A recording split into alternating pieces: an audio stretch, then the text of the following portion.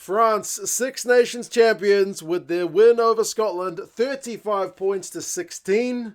I think very deserved winners at the end of the competition. France, barring the handling against England, have looked an exceptional team in 2025. So a big congratulations to them. Scotland absolutely threw everything at France in this game. And for a while, it was very close. That's been the story of the Six Nations at times.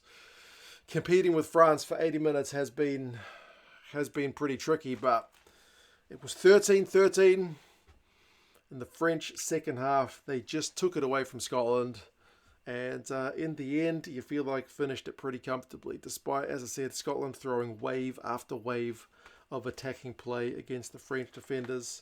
So yeah, congratulations to France, Six Nations champions 2025. Let's go through some of the key events and the stats of the game for the final game of this competition, this championship, and you guys can let us know your thoughts on the game itself. France got the maul going early, and it's a weapon that they seem to be using effectively, especially when they've got the 7-1 split.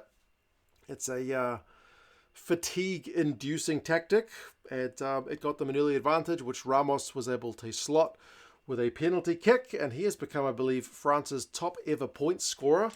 So massive congratulations to him. That's a heck of an achievement and quite a day to do it. But 3 points to nil lead for France. And the game was pretty open. I think quite helter-skelter, really. Cross kicks both ways. Ntamack got a big line break but didn't have the gas to get away. Jamie Ritchie conceded a penalty quickly at the breakdown, and then another one at maul time. Matthew Carley was very quick on the cards, not having back-to-back penalties from him. So 14-man Scotland has to defend a maul against the big French pack again, but they held out pretty well. So Scotland under all kinds of pressure early. No tries conceded, only the 3 points. But it felt like it was coming. And I was kind of just saying, man, Scotland's defence is looking really good. Yeah, that's kind of the moment that it cracked, and it was that man Fickou, who was into the squad, missed the start of the Six Nations with injury, but with Barassi out, Fickou comes in. He looked very comfortable. He's got the break. Moefana with the support line, tackled short of the line, but is able to reach out. 10 points to nil for the French. The territory stat at that point is 79-21. Scotland have been defending for days, not been able to escape their own half, and they did finally concede the try. Then we get probably the most controversial moment of the match, because there's some pushing and shoving as Scotland go on the attack down the other end, and Mauvaka has a crazy, stupid moment. I don't know what he was thinking. Guys push each other and shove each other on the ground, standing up all the time. It is normal in rugby. You just can't hit anyone, and you certainly can't try to headbutt anyone. It seemed like he put his head into Ben White. He's probably lucky he didn't connect more directly. The TMO has a look at it, and he ends up getting yellow carded because there is head contact and it goes to the bunker. So no direct red card, and it goes to the bunker. He's lucky it remains a yellow card maybe. Anytime you put yourself into the hands of the officials, you risk getting a harsher punishment. He's a lucky boy, because I can see in another game where you do this kind of aggressive play when it's not even part of the game. It's just pushing and shoving, but you're taking it to the next level, you're escalating it. You could get in big strife, but he only ends up getting yellow carded, so he's a pretty lucky boy.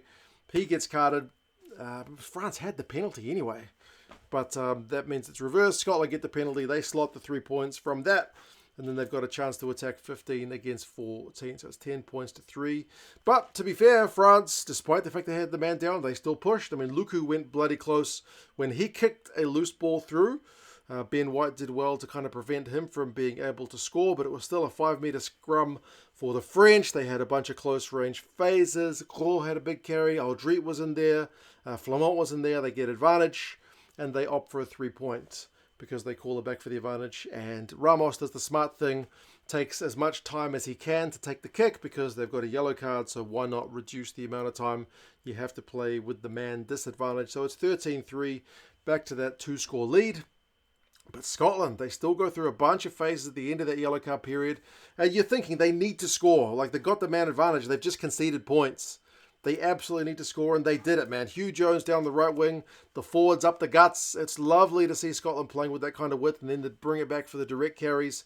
Inside ball, Darcy Graham in off his wing. Too good for Atonio. Is a big size difference, but also a big pace and agility difference. 13 points to 10 with the try. Scotland right back in the game. And then on 35 minutes, we get another load of Scottish phases in the French 22. 15 plus phases and 4 quick advantages. Which means Matthew Carley, again, no hesitation. Yellow card, too many advantages in one quick succession. Gros goes to the bin. Russell opts for points, so 13v13. Suddenly the pressure is all on France because the other results meant France needed to win this one. But Scotland being Scotland, having just scored a try and a penalty and having quite a lot of momentum, failed to catch the restart clean, and it has been a real bugbear of Scottish rugby for a number of years now. They fail in that department. They're certainly not the only team, but I feel like at clutch moments it is a Scottish thing to do at the moment. And as I said, in recent years, to not be clinical and just get the clean exit gives France a line-out opportunity in the Scottish half. Scotland concede a penalty not long later. Ramos kicks it. It's 16-13, so they are back chasing the game. The Scots having worked so hard to get things back even. There's a bit more helter-skelter play when France lose a line-out in Scottish territory. It looks like it's a wonder try from the Scots after the French have kind of kicked an aimless one at Kinghorn, but they bring it back for Kinghorn being in touch in the build-up to what would have been a magnificent try. And that might have changed the course of the game as well. If that try stands, Scotland go into the sheds with a lead, and suddenly there's a lot more pressure on France. But France go in with the 3-point lead because that one is chalked off. Scotland have had more possession, 55%, but France have had the territory, 54%. Scotland have had more clean breaks, 3-2. They've had more run meters, 191 to 168. They've had more defenders beaten, 19-9. They've also conceded one more penalty, 7-6. And the key area for France is their tackle percentage is 80. 80, which is low. Like, the France demolition job on the Irish really largely started from just holding out wave after wave of Irish attack. But we would see that French side in the second half. Second half starts, Scotland playing at pace. You feel like to try and exploit the still man advantage from the Gros yellow card because he's not come back on. Russell has a line break. Then he plays a behind the back pass, which is loose. Ntamack with the one-handed pickup with the line break. Getting chased down by Graham. He doesn't have the pace to beat Graham, but he's able to run it just at enough of an angle to give Bielle-Biarrey that inside line. And Bielle-Biarrey, nobody is going to catch him. 23-13. I feel like that's the game. Barring all the other moments, the Scottish not catching the restart and all that jazz, the Scottish try being denied, like Scotland were hot on attack. They had an extra man. But that's almost like a 14-pointer. Because the French were having to scramble, but the fact that they just pushed that loose pass, it drops, Ntamack pounces, hell of a skill set to pick that up one-handed at full tilt and then get it to Bielle-Biarrey. That's brutal. So 23-13. It does go back to a one-score game because Scotland get the next penalty. Again, playing some nice flowing rugby with the show and go, 23-16, but that's the final scoring of the Scots. The French would really take the game on. They brought all their subs on. The forwards, you feel like, started to tire out the Scottish pack. The Scottish props played like 65 minutes each. They had to play deep into the game. France, 5-minute maul time after Scotland get pinged for dragging Ramos into touch, which was maybe a little bit of a controversial one. The maul goes close, spin it wide. Ramos is over. Try time, and that one kind of started from Scotland missing touch pretty early. Scotland had won a penalty not long before, but they missed touch, which again allows France to get the momentum back. If they'd got the touch kicked and suddenly France are having to defend, you can get yourself back into the game. But no, now it's 30 points to 16, and then it's surely game on 61 minutes. Relentless phases. Bielle-Biarrey in the middle of the field, runs it wide, gets that width into the game. Fickou to Moefana, who is able to power over and ground it despite the best efforts of the Scottish defenders.